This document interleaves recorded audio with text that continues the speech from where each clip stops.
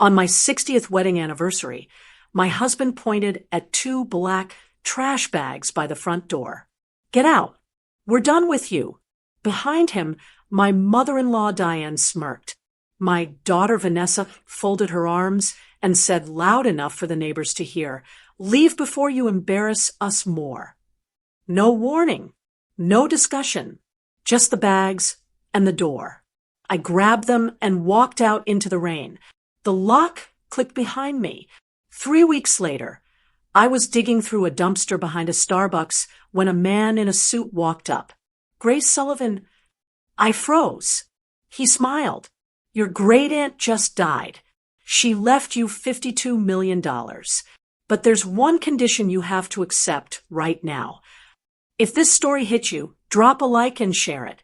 Have you ever been betrayed by family? What happens next will shock you. Keep watching. I'm Grace Sullivan. That morning I stood in the kitchen, holding the small cake I bought for our anniversary. 60 years married. Nobody cared. Robert walked in and dropped an envelope on the counter. "Bank's foreclosing. 30 days. "What?" "Took a second mortgage last year. Crypto. Lost everything." He shrugged. "House is gone." "Without telling me?" "My name's on the title. Not yours." His arms crossed. "Legally it's mine." Vanessa appeared with coffee. "Our daughter. 38 and still living at home." "Seriously, Dad?" "Today. Steve's got a place in Beaverton. 3 bedrooms. Me, your grandmother, you. No room for her." I stared. "Where do I go?" "You're 80 now. There's programs. Senior housing." He pointed at the hallway. "Packed your stuff. 2 bags. Take them and leave." Diane shuffled in wearing her robe. "Robert's mother. 3 years with us. It's for the best, Grace. You've been dead weight long enough." Vanessa grabbed her phone. "Don't make this harder, Mom." I picked up the bags. Walked out. The door slammed. Lock turned. First night, I slept in my Honda behind a 7-Eleven. $247 in my account. 3 days later, the community college fired me. Budget cuts. The downtown shelter gave me 6 nights. Then said I didn't qualify. Not disabled. Not escaping abuse. Just old and broke. I learned which coffee shops had bathrooms, which gas stations had outlets, which dumpsters had wrapped food. Phone died day 12. Car started grinding. Money ran out day 18. Day 21, I stood in an alley behind Starbucks at dawn, digging through trash. A black sedan pulled in. A man stepped out. Expensive suit. Umbrella. Grace Sullivan. I froze. "Lawrence Hargrove, your great-aunt Beatrice Whitford died 3 weeks ago. She left everything to you." I wiped my hands. "I don't know any Beatrice." "She knew you. Spent 3 years searching for family. You're all that's left." "How much?" $52 million. Real estate. Investments. Foundation. The words didn't register. Impossible. "Real. But there's a deadline. 72 hours from now to appear at the estate in Cincinnati. Miss it, and everything goes to charity." "Why?" "She was 17 when her family threw her out in Chicago. Pregnant. No money. Built a steel company. Made a fortune. She believed if you can't fight when you have nothing, you don't deserve anything." He checked his watch. "Clock starts now." I looked at my dirty hands. "Why me?" "Because she was you once. She survived. She wants you to survive." He held out a folder. "Jet's waiting. We leave in 30 minutes. Inside was a photo. Old woman on a porch. Sharp blue eyes. She looked like a fighter. I thought about Robert, Vanessa, Diane. I thought about my car. "I'll go." Lawrence smiled. "Good." 20 minutes later, we pulled into Troutdale Airport. Jet on the tarmac. Engines running. A woman handed me clean clothes. My size. I showered, washed weeks off, dressed, stepped onto the jet. Lawrence handed me a binder. Read on the flight. 3 hours to Cincinnati. 15 minutes to the estate. The jet climbed. Portland disappeared. I opened the binder. First page. Handwritten letter. Grace, if you're reading this, you know what it feels like to be thrown away. So do I. Chicago, 1943. 17. Pregnant. Locked out. I swore if I made it, I'd give one person the chance I never got. That's you. But nothing's free. You'll see when you arrive. Move fast. Beatrice. I touched the ink. The plane banked over the Columbia River. 72 hours. I wasn't wasting one. I need to go back. Way back to when everything started falling apart. My real mother died when I was 8. Linda Harper. Ovarian cancer. Stage for by the time they caught it. I remember the hospital hallway. The beeping machines. Her hand felt like paper in mine. Be smart, baby girl, she whispered. Don't end up like me. She was gone 3 days later. I went into foster care. 3 different homes in 4 years. None of them bad. Just temporary. I learned not to unpack completely, not to get attached. I graduated from South Eugene High School in 1982 with a 3.8 GPA and a full scholarship to Portland State University. Business administration. I was going to be the first Harper woman with a degree. Then I met Daniel Sullivan. He was my economics TA. Tall, dark hair, smile that made me forget every rule I'd set for myself. 26 to my 21. Working on his master's degree. Talked about opening his own consulting firm. We married 6 months later at the courthouse. I was 3 months pregnant. Vanessa was born in January 1986. Red-faced, screaming, perfect. I dropped out 2 credits shy of my degree to stay home with her. Daniel promised it was temporary. He got his MBA, started his business. I kept the books from the kitchen table while Vanessa napped. For 10 years, it was good. Then a drunk driver hit Daniel's car on the Ross Island Bridge. March 1995. Rainy Tuesday. He died before the ambulance arrived. I was 31. Widow. Single mother. No degree. No backup plan. I met Robert Whitmore at a grief support group 2 years later. 42. Recently divorced. Kind eyes. Steady job as a logistics manager. He didn't make my heart race like Daniel had, but he made me feel safe. Safe felt like enough. We married in 1997 at Laurelhurst Park. Small ceremony. Vanessa was the flower girl. 11 years old. Already sullen. Already resenting Robert for not being her father. Robert's mother Diane showed up wearing black. Second marriages rarely work, she said during the reception, especially with damaged goods. I smiled and cut the cake. For 5 years, Robert was attentive, paid bills on time, remembered anniversaries, didn't complain when I took a part-time job at the community college to help with Vanessa's braces.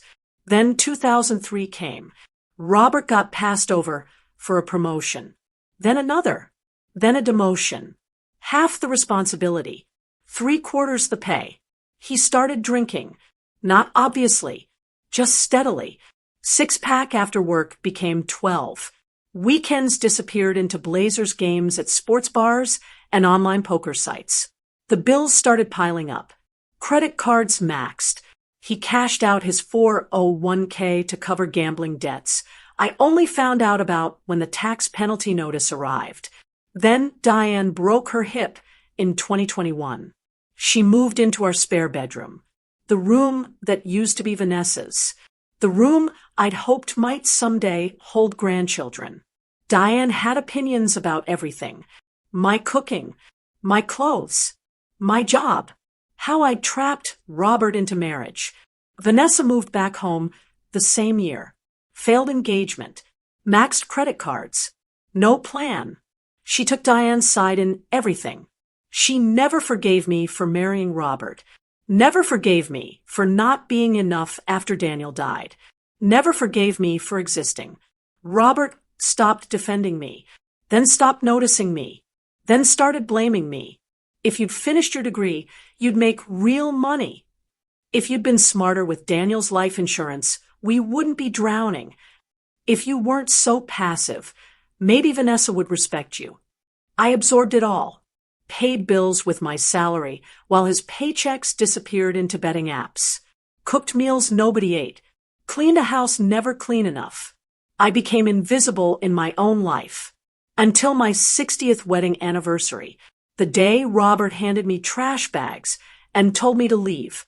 The decline started slow. Then it avalanched. Robert got passed over for senior logistics manager. They gave it to a 32-year-old with an MBA from USC. Robert came home that night and opened a beer. Then another. Then 6 more. 20 years at that company. 20 years. I touched his shoulder. You'll get the next one. He shrugged me off. 6 months later, they passed him over again. This time for a woman half his age. He started staying late at sports bars. Came home smelling like whiskey and cigarette smoke. His paychecks got smaller. The bills got bigger. I found the first credit card statement in 2005. $15,000. Cash advances from casino ATMs. Robert, what is this? I'm handling it. You're gambling? I said I'm handling it. He grabbed the statement and walked out. By 2008, we had 4 maxed credit cards. Collectors called during dinner. Robert stopped answering the phone. I picked up extra shifts at the community college, paid what I could, watched our savings disappear. Robert cashed out his 401k in 2010. $53,000. Gone in 8 months. Where did it go? Bad investments. What investments? Online trading. Futures. It doesn't matter now. It mattered. It all mattered. But I stayed quiet, paid bills, kept the lights on, told myself marriage meant carrying weight together. Then 2021 came. Diane fell in her apartment, broke her hip. Hospital called Robert. She needs somewhere to recover. Just a few months. Vanessa moved back 2 weeks later. Quit her job in Seattle after her fiancé left. Came home with 3 suitcases and no plan. Our house shrunk overnight. Diane sat in the living room criticizing everything. My cooking was too bland. My clothes were frumpy. My job was embarrassing. Community college administrator. Robert, your wife works at a community college. It pays the mortgage, Diane. Barely. Vanessa spent her days on the couch scrolling her phone. Spent my grocery money on DoorDash and wine. Mom, can you cover me this month? I'm waiting on unemployment. I covered her. Every month. Robert disappeared more. Came home later. Smelled like alcohol and desperation. The gambling got worse. I found betting apps on his phone. Thousands of dollars. Sports. Horses. Crypto. Robert, we can't afford this. It's my money. It's our mortgage. The house is in my name. My money. My business. Diane laughed from the couch. He's right, Grace. You never contributed to the down payment. Technically, you're just living here. Vanessa nodded. Mom, maybe if you'd finished college, you'd understand finances better.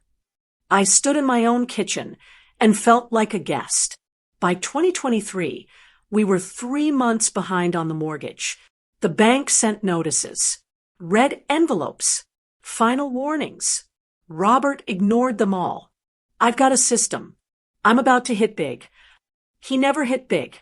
January 2024, the foreclosure notice came. Certified mail. 30 days to vacate. Robert waited until my 60th wedding anniversary to tell me. Waited until that morning to hand me the The trash bags. No room for you. Diane sipped her coffee. You've been dead weight long enough. Vanessa grabbed her purse. Don't make this harder than it is. They threw me out like I was garbage, because to them, I walked out with 2 trash bags and $247 in my account.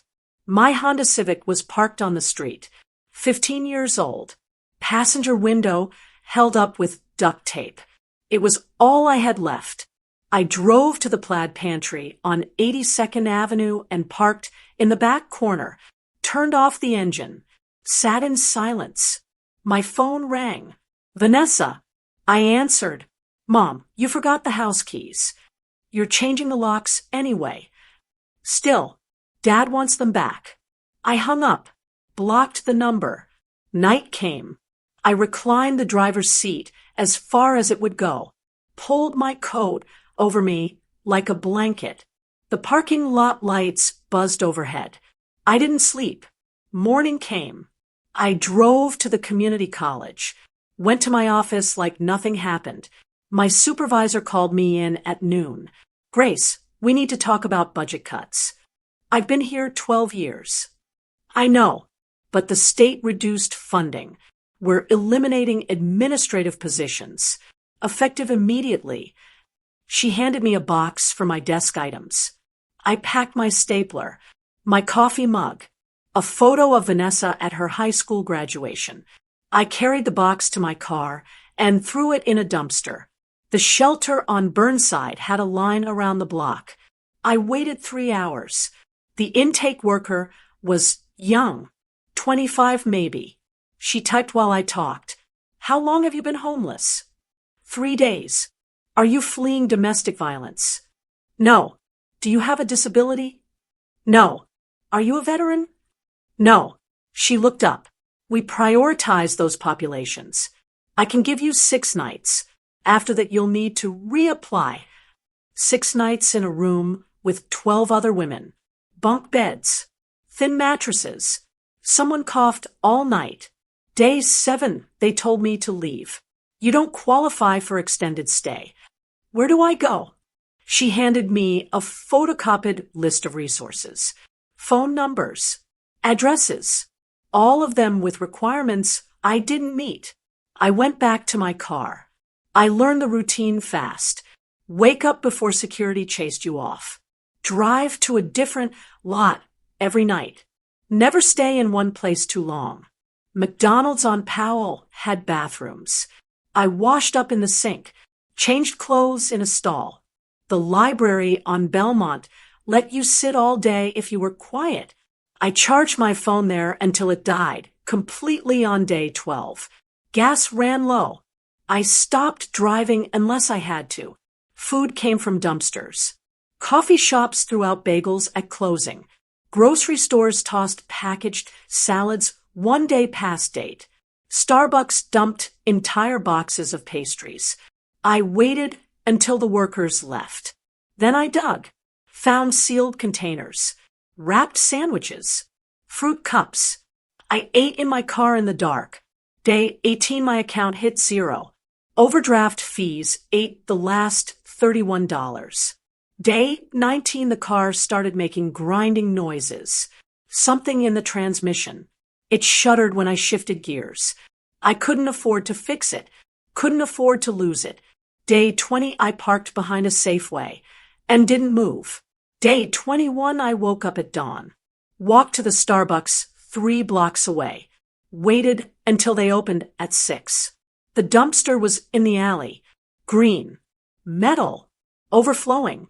I lifted the lid. Reached in. Found a bag of day-old croissants. Still sealed. That's when the black sedan pulled into the alley.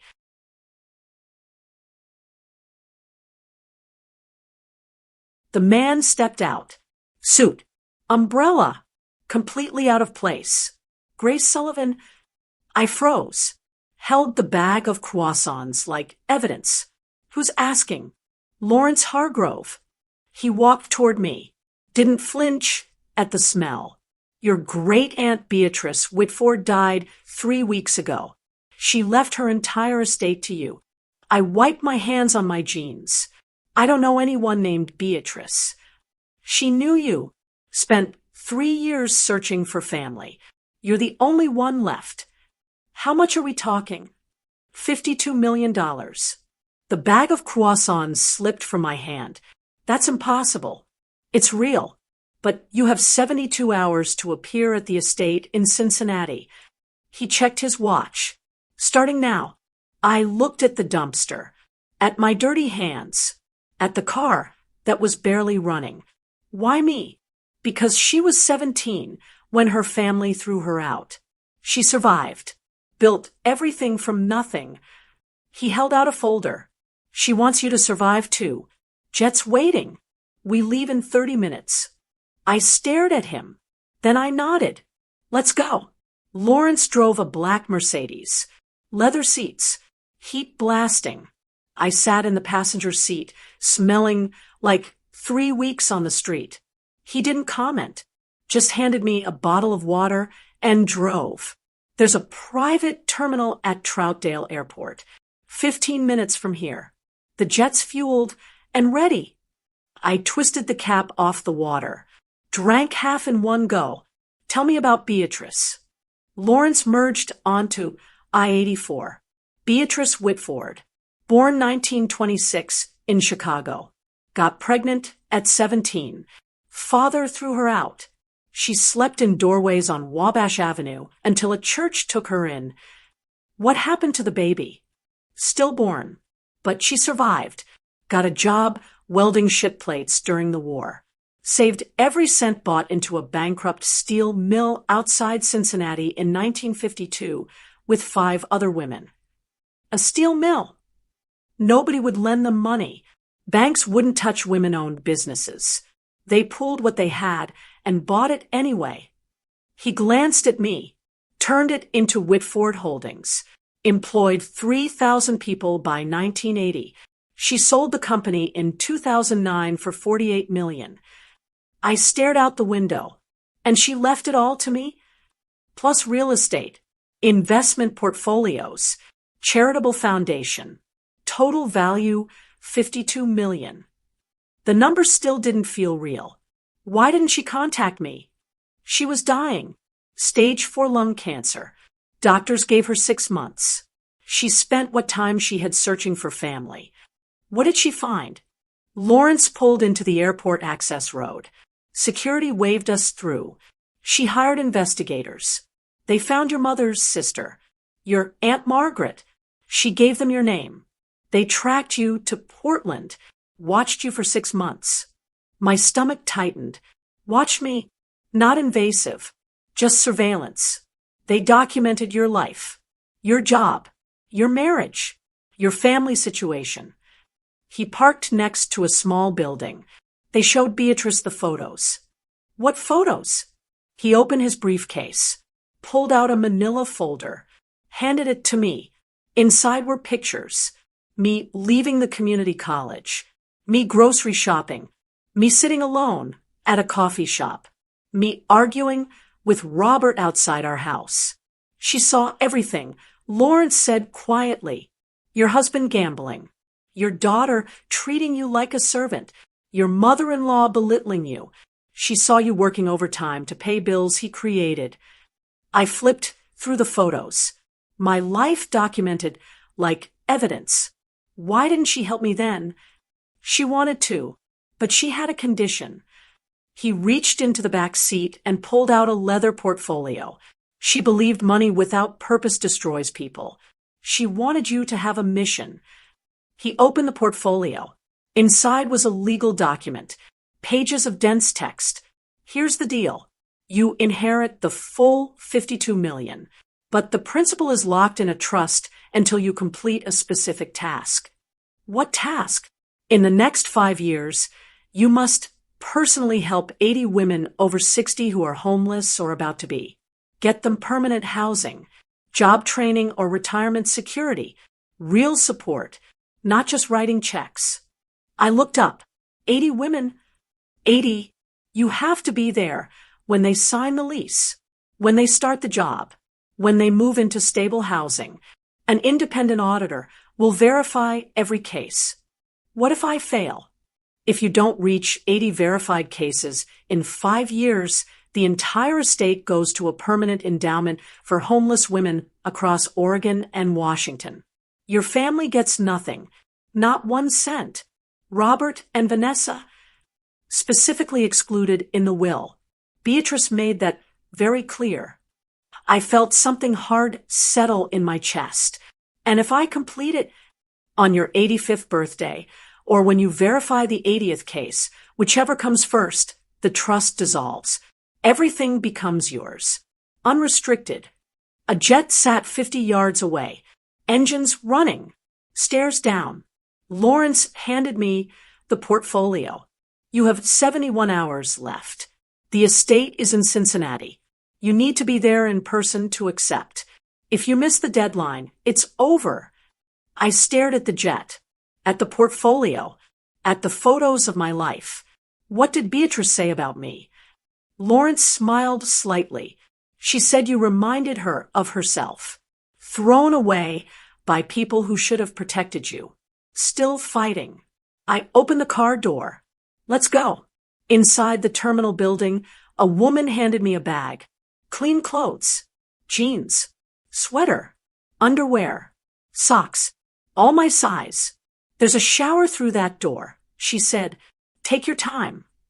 I locked myself in the bathroom, turned the water as hot as it would go, scrubbed 3 weeks of street grime off my skin, washed my hair twice, put on clean clothes that smelled like laundry detergent, looked in the mirror. I barely recognized myself. I walked out. Lawrence was waiting. Ready? I nodded. We crossed the tarmac. The stairs felt solid under my feet. The cabin smelled like leather and coffee. A flight attendant closed the door behind us. Lawrence handed me a thick binder. Read this on the flight. Everything you need to know about the estate, the trust, the mission. The jet engines roared. We taxied, lifted off. Portland disappeared below. I opened the binder.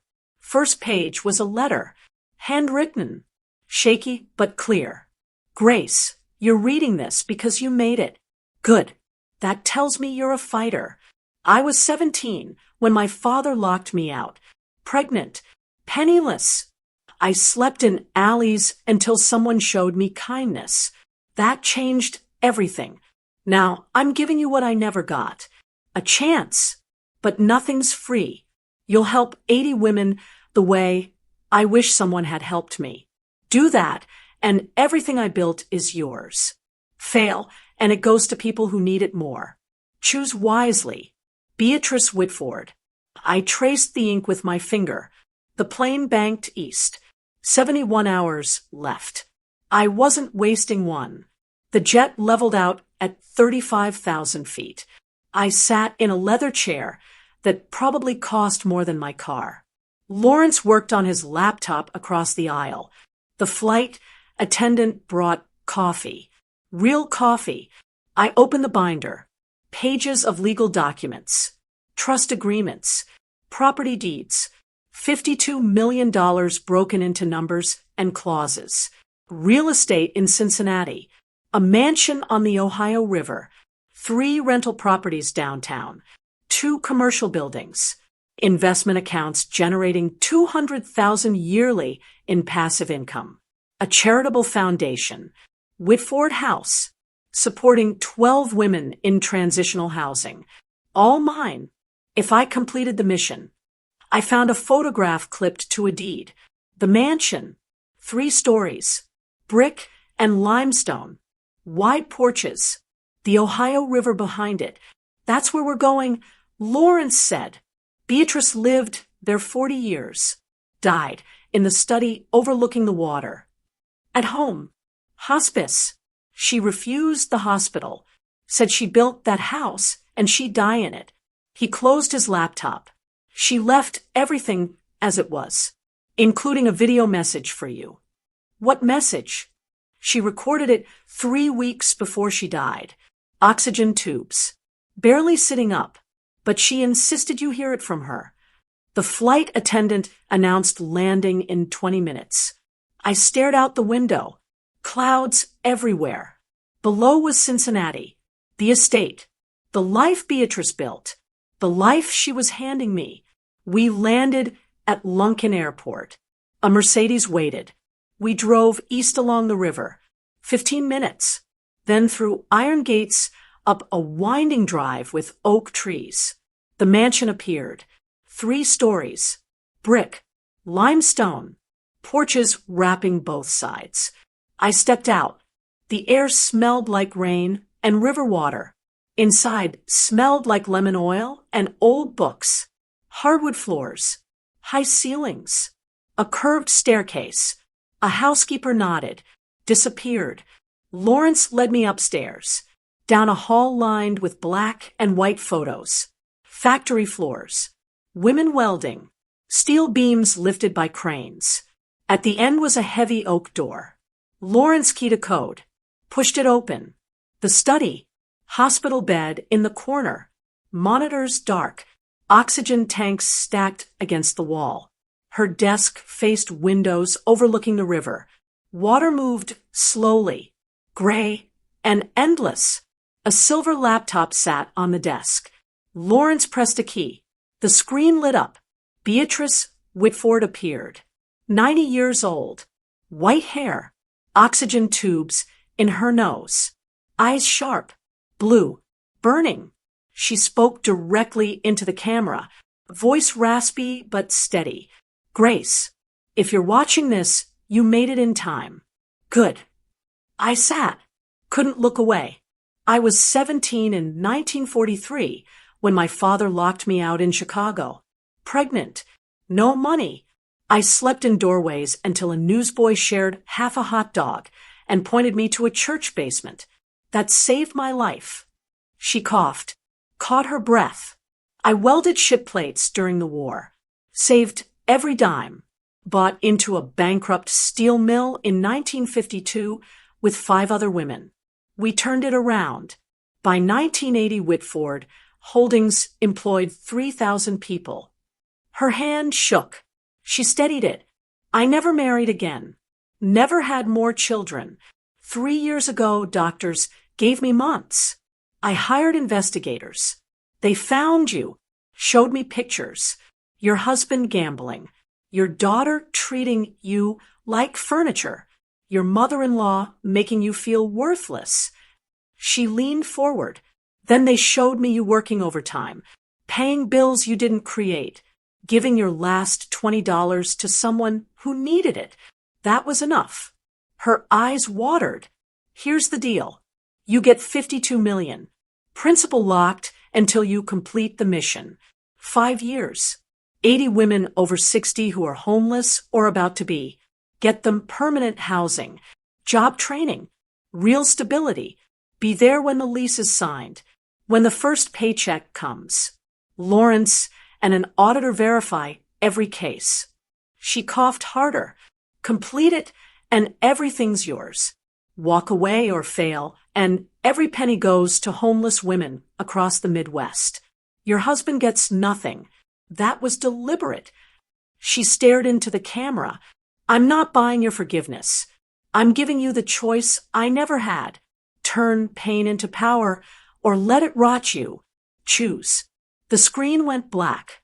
Lawrence closed the laptop. Take your time. Guest room's ready. I didn't need time. I looked at the river, the same water Beatrice watched for 40 years. I accept. Lawrence smiled. Thought you might. Paperwork's on the desk. I picked up the pen. Heavy. Silver. Signed where the tabs were. Lawrence slid keys across the desk. Welcome home, Miss Sullivan. Trust activates when the signature processes. First distribution. $5 million for operating expenses. Wires tomorrow at 9 a.m. I closed my fist around the keys. 80 women.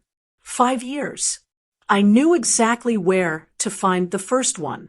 5 years turned this scared homeless woman into someone I barely recognized at 85. Beatrice's mansion became headquarters and home. The study where she died became my office. Same desk, same view of the Ohio River. We ran Whitford House from the ground floor. 3 group homes in Hamilton County, 2 in northern Kentucky, transitional apartments scattered across Cincinnati. Every woman who walked through our doors got a bed the same day, a caseworker the next morning, a plan before the week ended. Marcus Chun ran operations. I found him my second week in Cincinnati, 68 years old, sleeping under the clay Wade Bailey Bridge with a briefcase full of resumes nobody would read. Former logistics director. Company went bankrupt. Pension disappeared. Wife left. Kids stopped calling. He was case number 1. Got him an apartment in Covington.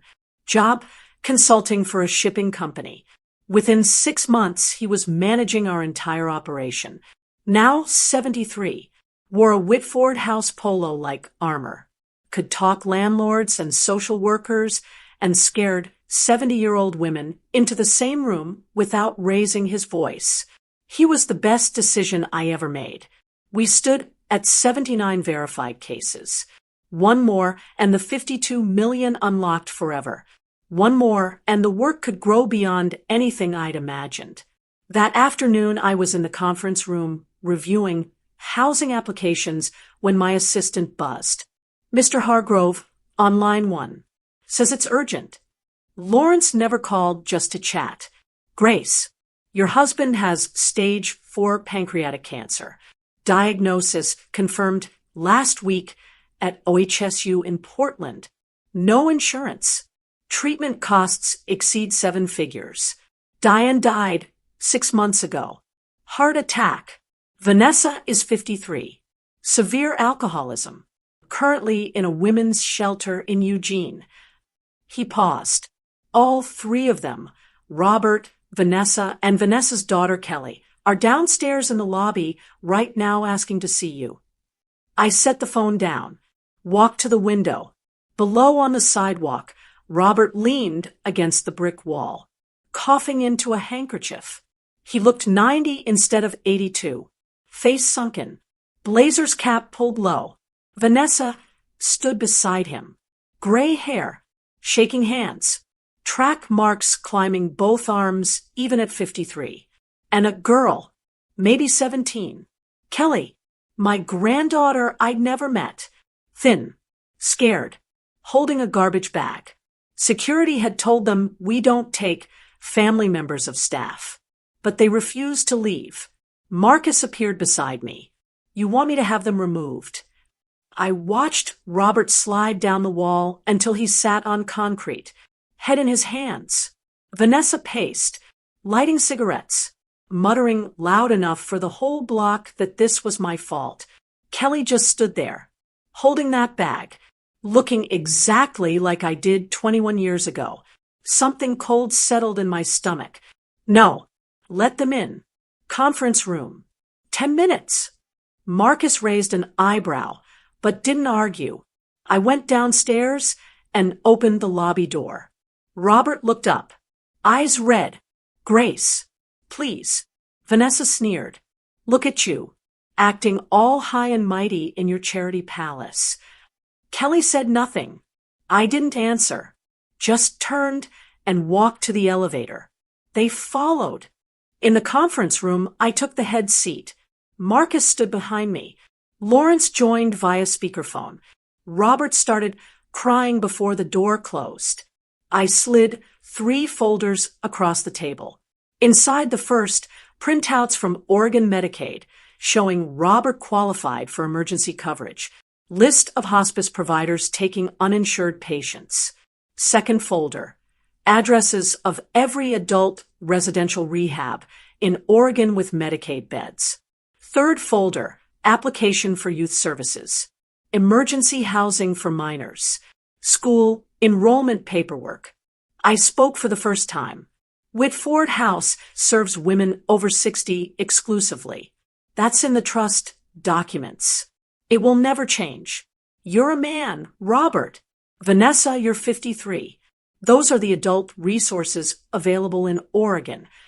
I looked at Kelly. You're 17. That makes you eligible. I pushed the third folder toward her. If you want help, it's yours. Bed tonight. School enrollment Monday. You'll be safe. Robert sobbed. You're my wife. Was 21 years ago you told me I wasn't anymore. I stood. Nothing's changed on the paperwork. Vanessa slammed her fist on the table. You owe us. Marcus stepped forward. She shut up. Robert tried to grab my hand. I pulled away. Security will escort you out. Kelly, if you want to stay, tell Marcus now. Kelly looked at Vanessa, at Robert, at the garbage bag in her hands, then at me. I'll stay. I nodded to Marcus. Get her settled. 3rd floor, East Wing. Robert and Vanessa were escorted out. The door closed. I looked at the whiteboard. 79 names in dry erase marker. I picked up the marker. Wrote in bold capitals, Kelly Whitmore, 80, the trust unlocked at midnight. I didn't sleep. I stood on the balcony and watched the city lights across the river. One chapter closed for good. 5 years changed everything. The mansion became headquarters and home. Beatrice's study became my office. Same desk, same river view. We ran Whitford House from the East Wing. 3 group homes in Hamilton County, 2 in northern Kentucky, transitional apartments across Cincinnati. Every woman over 60 got a bed the same day. Caseworker the next morning. Housing plan within a week. Marcus Chun ran operations.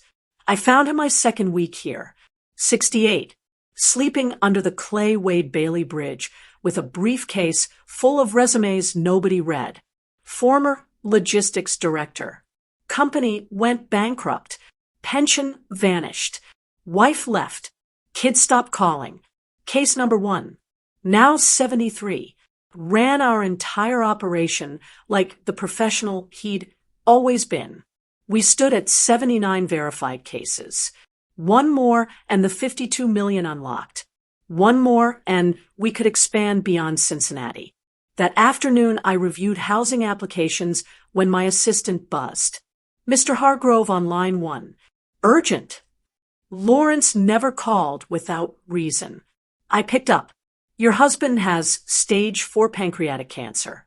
Diagnosed last week at OHSU. No insurance.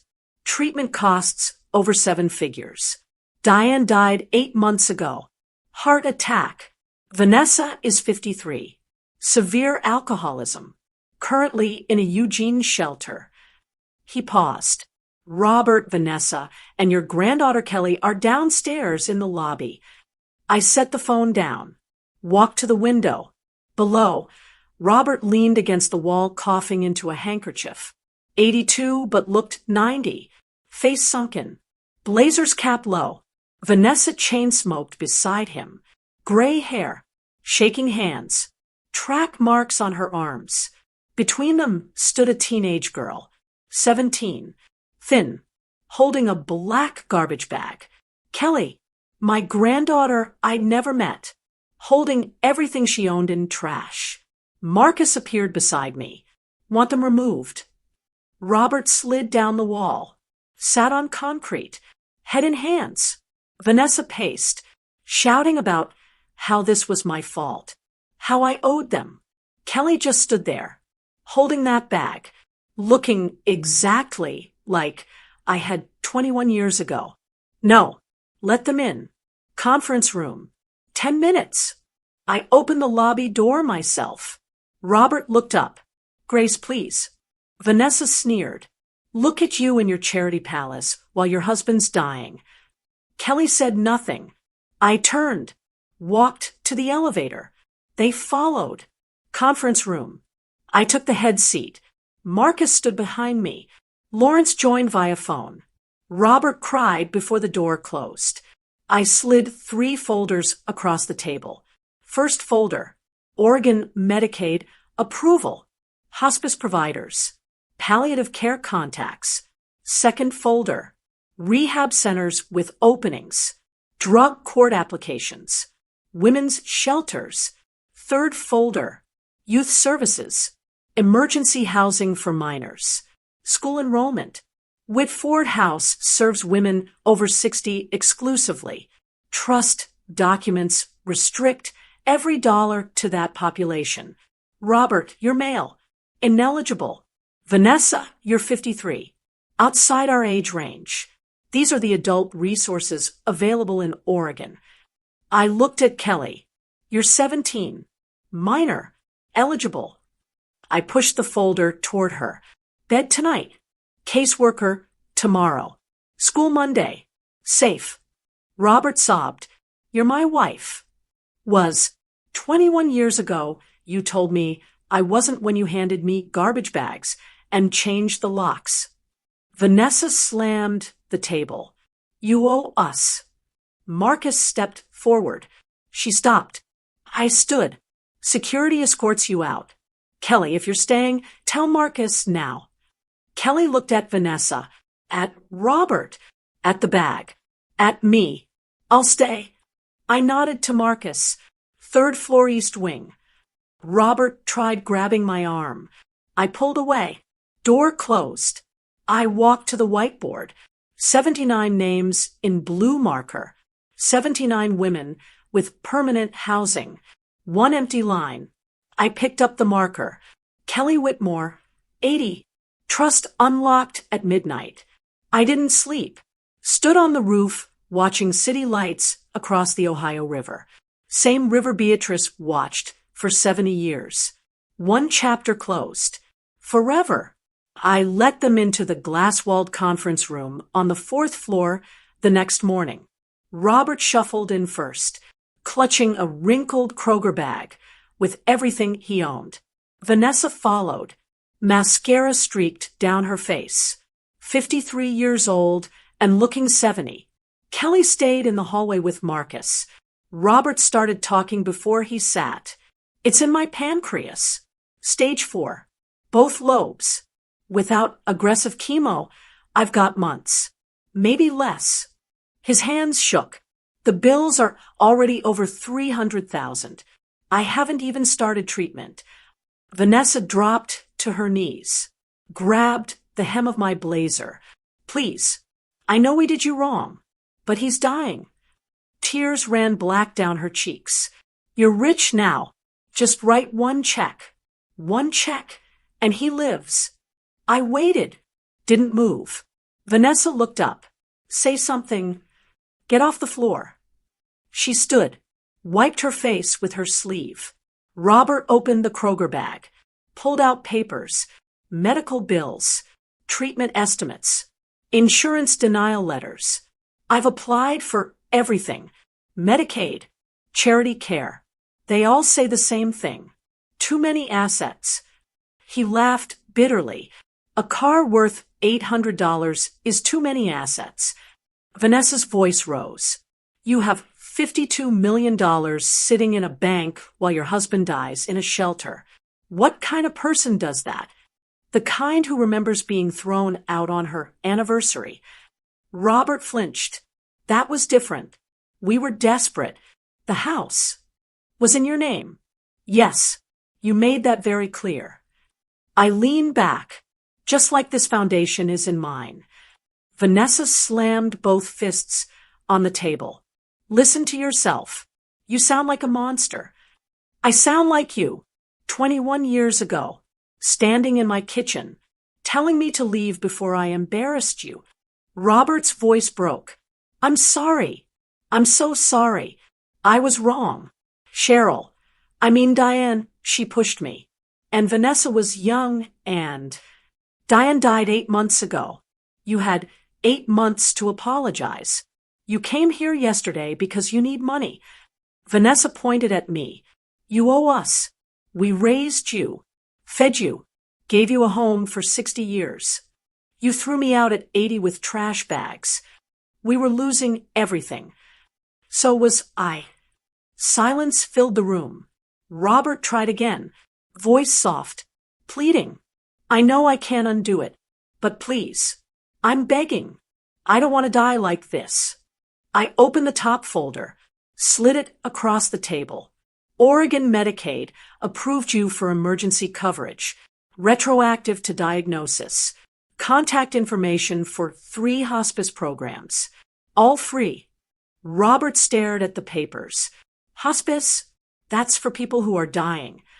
You are dying, with or without chemo. Stage 4 pancreatic cancer has a 6% 5-year survival rate. Chemo might buy you 6 months of being sick. Hospice gives you comfort. You're telling me to give up. I'm telling you the state of Oregon will care for you. I won't. Vanessa's face twisted. You're evil. You know that. Pure evil. I'm practical. Whitford House operates under a 501c3 designation. IRS filings restrict every dollar to women over 60. If I give even 1 cent to either of you, the trust dissolves tomorrow. Every woman currently in our program loses her bed. That's not personal. That's federal law. You could find a way. I could, but I won't. Robert's shoulders shook. I'm your husband. You stopped being my husband when you locked me out. The state of Oregon agreed with you then. It agrees with me now. Vanessa lunged across the table. Marcus caught her wrist, set her back in the chair. She spat at my feet. I hope you rot. I stood. On the day you locked me out, you taught me exactly what family is worth. Today, I choose the only family I have left. The 80 women who never got to pick who hurt them. I walked to the door, held it open. You're not on that list. Security appeared. 2 guards in Whitford House polos. They took Robert by the elbows. He didn't fight. Vanessa had to be half-carried, still screaming my name like a curse. The glass door closed. Silence. I went straight to my office, printed the final verification packet for Kelly Whitmore, case number 80, evicted by parents after they sold her laptop for drug money. Intake completed yesterday at 4:47 p.m. Permanent housing secured in our Covington facility. Enrollment paperwork for Newport High School already processed. I signed my name on the auditor's line. Independent auditor arrived at 11. Reviewed the file. Stamped approved. Shook my hand. At 11:59 p.m., the bank notification hit my phone. $52 million. Unrestricted. Irrevocably mine. I didn't feel triumph. Didn't feel revenge. Felt finished. Winter arrived early that year. The kind that bites through coats and turns the Ohio River slate gray. Robert died on a Thursday in late April at OHSU Medical Center. The hospital social worker called Lawrence because my old number was still listed as emergency contact on some form from decades ago. He lasted 5 weeks after our confrontation. Medicaid covered comfort care only. The aggressive drugs that might have bought a few more months required cash up front. He didn't have. Death certificate read metastatic pancreatic adenocarcinoma and respiratory failure. No service was held. County cremation followed 2 days later. I learned all this from the obituary Lawrence forwarded. I did not attend, did not send flowers, did not cry. Vanessa disappeared into the Oregon shelter system after Robert died. Bounced between facilities in Eugene and Portland for 6 months. Extended stay motels along I-5 when she had cash. Red Roof in Wilsonville. Motel 6 in Salem. Super 8 in Albany until the credit cards maxed. By September, her phone went dark. Her trail ended somewhere near the California border. No one I knew ever heard from her again. Kelly stayed, enrolled at Newport High School across the river in Kentucky, made honor roll first semester, joined the debate team, started talking about college. She asked about Robert once, just once. Did he suffer? No. Hospice kept him comfortable. She nodded, didn't ask again. She never mentioned Vanessa. At Christmas, she helped serve dinner at our main facility. 83 women now. For more since the trust unlocked. She wore a Whitford House volunteer shirt, smiled at the residents, listened to their stories. After dinner, she found me in the kitchen. Thank you. For what? For not letting them take you down with them. She hugged me, quick, tight, then went back to clearing plates. While they disappeared, Whitford House grew. The unrestricted trust let us buy buildings outright, hire full-time staff instead of contractors, stock pantries year-round. We opened a facility in Cleveland in June, 12 beds in Ohio City, another in Columbus by September, 16 beds near German Village. By December, we served over 200 women at any given time. Satellite offices in Toledo and Akron already under contract. The Cincinnati Foundation named me Philanthropist of the Year in November. Ceremony at the Taft Theater downtown. I wore a simple black dress, stood under the chandelier while they read statistics. 212 women permanently housed, 143 with stable income, 97 enrolled in job training, 0 returns to homelessness among program graduates. The applause was loud. Marcus sat front row in a tux that actually fit, grinning. When they called my name, he was first on his feet. I accepted the glass award, thanked the board, thanked Lawrence standing quietly in the wings, thanked every caseworker and landlord and volunteer who'd ever stayed late for one of ours. Then I said the only thing that mattered. This isn't my award. It belongs to the woman who slept under the Brent Spence Bridge and now manages 3 facilities. It belongs to the woman who aged out of foster care at 70 and now teaches financial literacy. It belongs to every woman told she was nothing who proved the world wrong. I stepped off stage to standing ovation. Later in the lobby, a reporter asked if I felt vindicated. I thought about the empty chair where a husband should have sat, about a daughter who vanished, about a granddaughter who got a second chance. No, I feel free. That night, Marcus and I drove back to Cincinnati with the trophy riding shotgun. Snow started falling somewhere past Florence, big soft flakes covering the highway in silence. We didn't talk much, didn't need to. The past was buried under 6 inches of fresh white, going to stay there. By my 86th birthday, Whitford House had become something Beatrice would have been proud of. We operated 7 facilities across Ohio and Kentucky, Cleveland, Columbus, Cincinnati, Covington, Dayton, Toledo, Akron, each one a full-service operation with beds, caseworkers, job training, and permanent housing placement. 347 women at any given time. Staff of 62. Annual operating budget of $8 million funded entirely by the trust's investment income. We never touched the principal. Didn't need to. The portfolios Beatrice built generated enough to sustain everything and grow. Marcus ran it all from headquarters.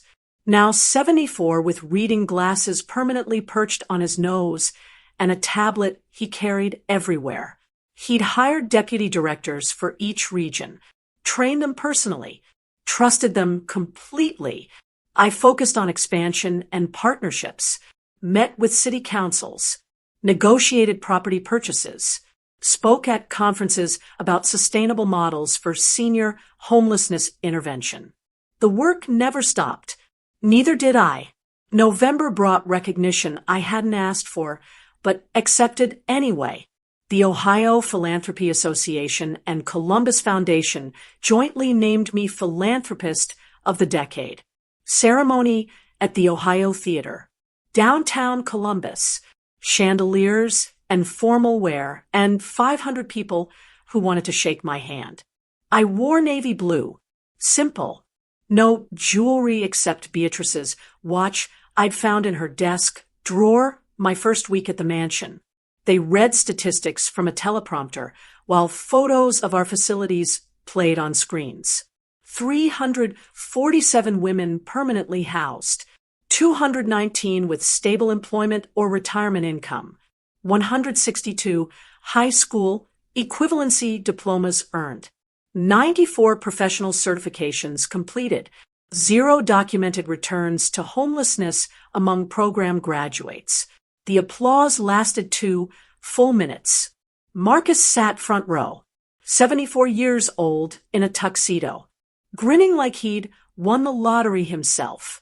Kelly sat beside him, now 21, sophomore at University of Cincinnati studying social work, interning at our Covington facility on weekends.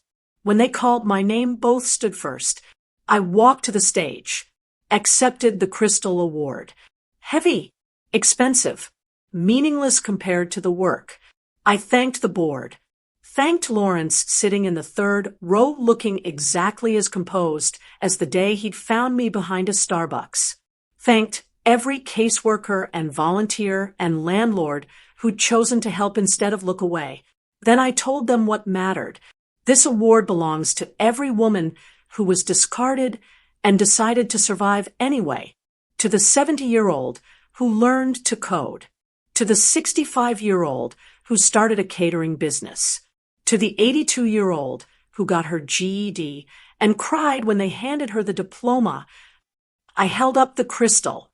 I just signed the checks. They did the work. They earned this, not me. Standing ovation. Cameras flashing. Reporters shouting questions. I stepped off the stage and walked straight to Marcus and Kelly. Hugged them both. Let's go home. We drove back to Cincinnati in Marcus's sedan. Kelly rode shotgun, scrolling her phone. Marcus drove. I sat in back, watching Ohio pass by in the dark. The mansion was lit when we arrived, every window glowing. The night staff had waited up, 40 women in the common room. Homemade banner across the mantel. Congratulations, Grace. They'd baked a cake. Chocolate, my favorite. We ate cake until midnight. Told stories. Laughed. I looked around the room at faces that had been hollow and scared when they'd first walked through our doors. Now fed. Safe. Permanent. This was the real award. Not crystal. Not speeches. 347 women who got a second chance because one woman I'd never met decided a stranger's pain could become someone else's power. I went upstairs to Beatrice's study, sat at her desk, looked out at the Ohio River moving slow and dark under the moon. We did it, I whispered to the woman who'd saved me. They're safe. The river kept moving. So would we. Chapter 12. The Gala, Adoption Reveal, and Final Homecoming. Cincinnati, Ohio, December 2030. The gala took place at the Duke Energy Convention Center in downtown Cincinnati. Grand ballroom lit by 1,000 tiny lights that looked like captured stars. I stood on stage in a plain midnight blue dress that cost less than most people's shoes that night. The master of ceremonies finished reading the citation. 347 women permanently housed, 219 with stable income, 98% success rate, 0 returns to homelessness. The room rose in applause. I waited until it settled, stepped forward, took the microphone. Thank you, truly, but tonight isn't about numbers. I looked out over the crowd, donors in tuxedos, politicians with practiced smiles, reporters with phones raised, caseworkers who'd worked 70-hour weeks for years, and in the front row Marcus and Kelly, both in formal wear, eyes shining. I swallowed once. 21 years ago, I was thrown out on my anniversary with trash bags and $247. Tonight, I stand here, because one woman I never met decided a stranger's pain could become someone else's power. I turned to the wings. Lawrence appeared carrying a small leather folder, handed it to me, stepped back. I opened it, held up the papers so the cameras could see. Effective this morning, the Hamilton County Probate Court approved my petition to legally adopt Kelly Whitmore as my daughter. Gasp rippled through the room. Then silence so complete I heard my own heartbeat. I looked at Kelly. "Come here." She walked up the steps like she was floating. When she reached me, I pulled her into the tightest hug I'd given anyone in years. The ballroom cameras flashed like lightning. I kept one arm around her, spoke into the microphone again. Blood doesn't make family. Choice does. I lost one family when they decided I was worthless. Tonight, I gain one I chose. Kelly is my daughter, and every woman we've helped is mine too. All 347. I'm 86 years old, and I have more children than most people dream of. I looked down at Kelly. She grinned through tears, and I am the luckiest mother alive. The applause started slow, then exploded. People stood so fast chairs scraped and tipped. Kelly's shoulders shook against mine. I felt warm tears on my neck that weren't my own. I let it wash over us, then raised a hand. The room quieted. I used to think revenge would feel sweet. It doesn't. Freedom feels sweet. Love feels sweet. Watching a woman who slept in a cardboard box walk across a graduation stage in cap and gown, that is the sweetest thing I've ever tasted. I looked at Kelly again. She leaned close to the microphone, said 6 words that finished me. "Can we go home now, Mom?" The entire ballroom lost it. Grown men in $1,000 suits wiped their eyes. Women dabbed mascara with napkins. Someone started chanting, "Mom," and 500 voices picked it up until the chandeliers trembled. I laughed through my own tears, nodded. "Yes, baby, let's go home." We walked off stage hand in hand while the orchestra struck up. Flashbulbs popped like fireworks.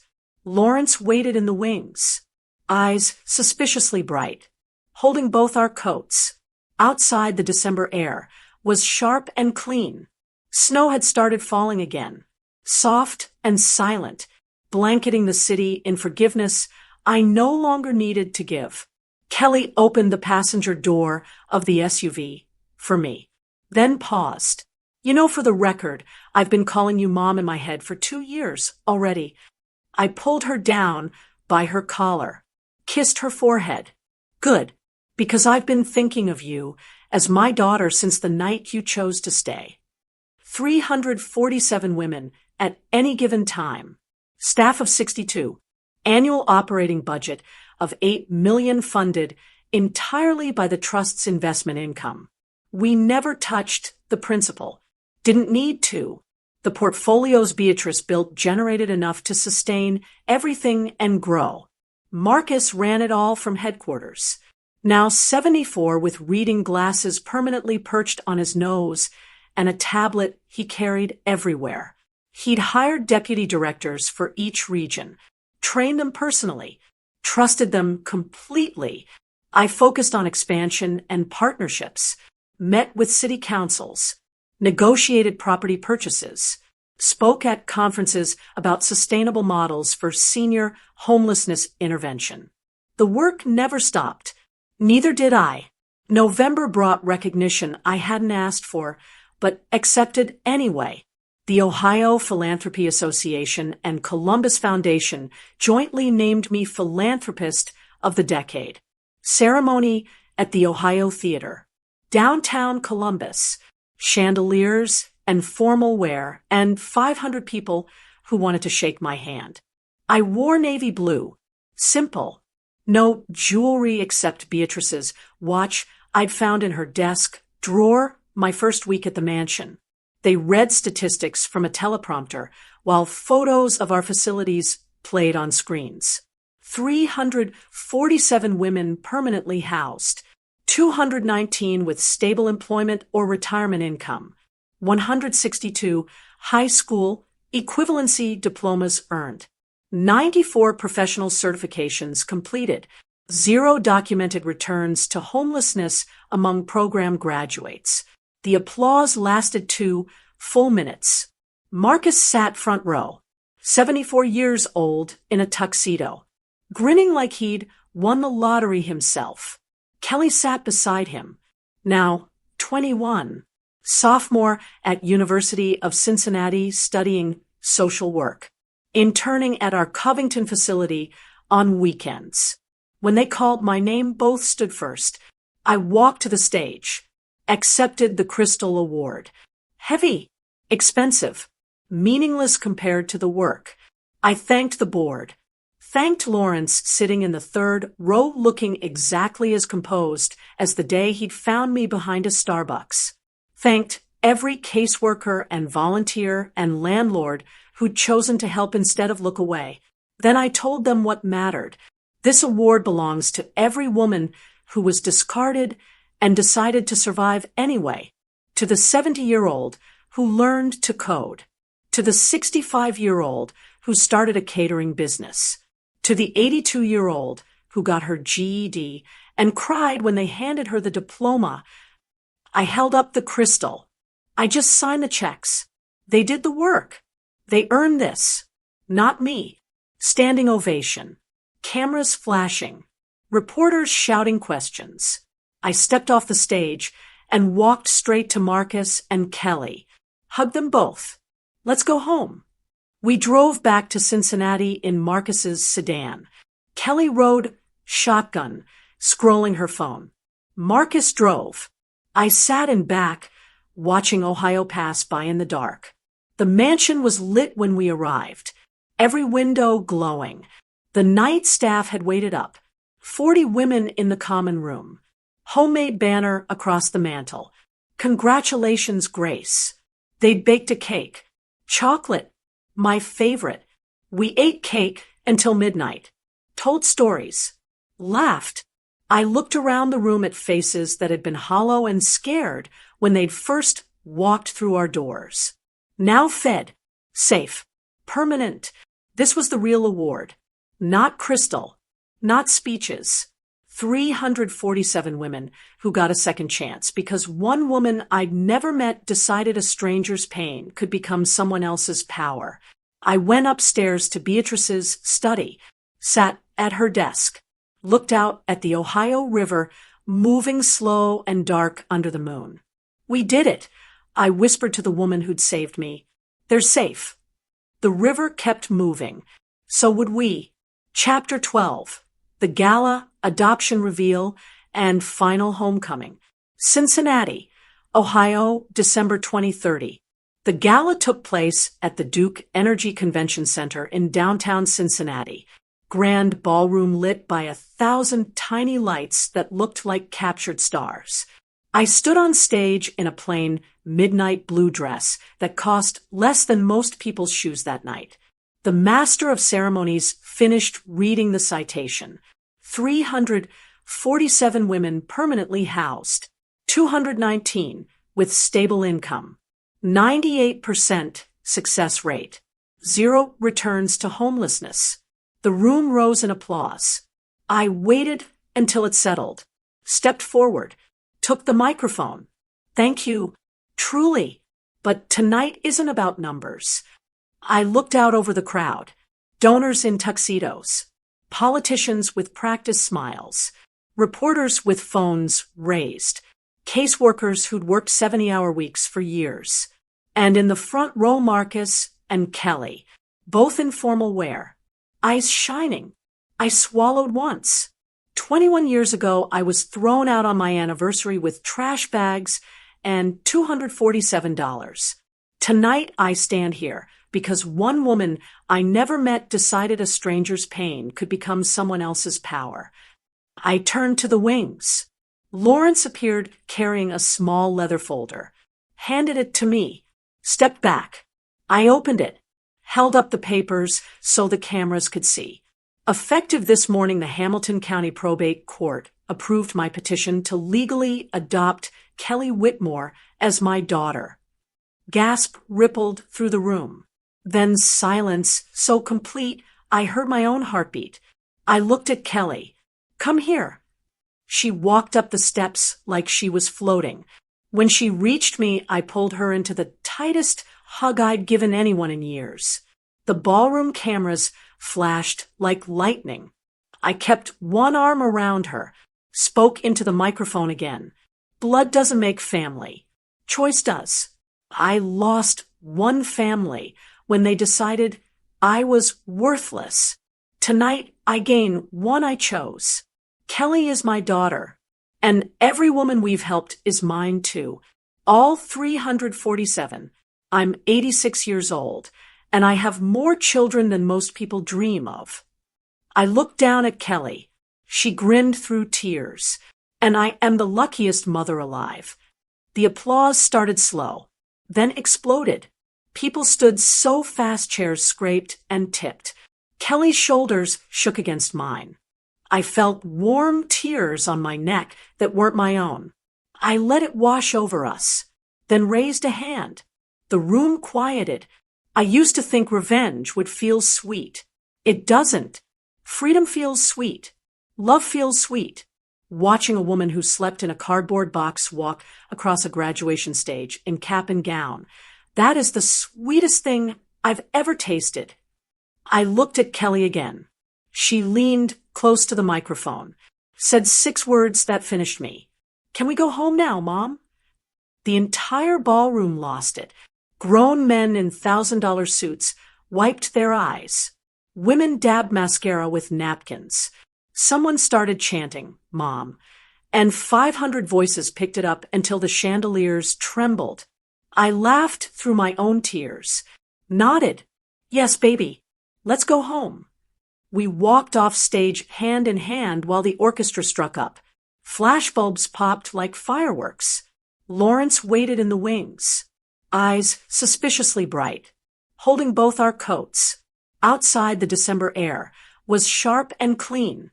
Snow had started falling again, soft and silent, blanketing the city in forgiveness I no longer needed to give. Kelly opened the passenger door of the SUV for me, then paused. "You know, for the record, I've been calling you Mom in my head for 2 years already." I pulled her down by her collar, kissed her forehead. "Good, because I've been thinking of you as my daughter since the night you chose to stay." We drove back across the river with city lights sparkling on fresh snow. The mansion on the hill was lit up like Christmas, every window glowing because the residents had insisted on waiting up. When we walked through the front door, 40 women in pajamas swarmed us screaming surprise and welcome home. Someone had strung a banner across the grand staircase. "Welcome to your forever family." I stood in the middle of that beautiful chaos, coat still on, snow melting in my hair, surrounded by women who'd once had nothing and now had everything because someone finally chose them. Kelly wrapped an arm around my shoulders. I looked up at her, smiled the first completely unburdened smile of my life. This was the real inheritance, not $52 million. 347 hearts that beat because mine refused to break, and one tall, proud young woman who chose me right back. If you enjoyed this story, please like the video, subscribe, and share your thoughts in the comments. What would you have done in Grace's place? I'd really love to hear your opinion. Big hugs, and see you next time.